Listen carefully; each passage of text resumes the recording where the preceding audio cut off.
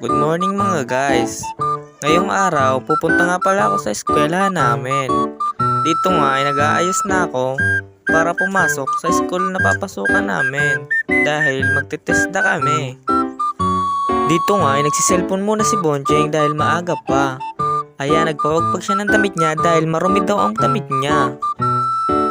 At dito naman, dumating na ang hinihintay namin na si Sherwin kaya pupunta na kami sa eskwelahan namin.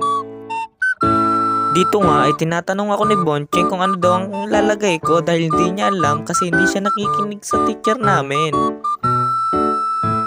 Kaya naman naihi siya sa sobrang takot niya. Dito nga ay binidyohan ko siya.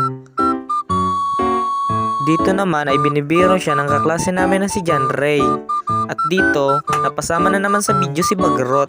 Kaya pumasok na kami dito at nagkakatuwaan kami nang maisipan ni Gian na pagtripa ng isa naming kaklase na si John Paul. Dito nga inuutosan niya ang isa naming kaklase na hatakin ang buhok ni John Paul pero hindi nito ginawa. Kaya tuwang-tuwa ito at tinuturo niya ang kaklase namin. Patakip-takip pa na mukha si Bagrot. Nang makita naman ni Russell si Boncheng, kaya naman napag-isipan naman nilang dalawa na pagtripa naman nito. Kaya hinablot ni Julius ang cellphone ni Boncheng. Agad naman nitong hinabol si Julius. Dito naman ay naglalakad kami kasi galing kami sa Urpaw. Napakainit nga pala nito. Kaya nagtatakip si Gian ng kanyang muka. Pagdating namin, si Larry naman na nakita kong umiihi kaya binidyohan ko siya. Nasa kabila nga pala niyan si Russell. Agad itong lumabas at si Russell tawang-tawa siya.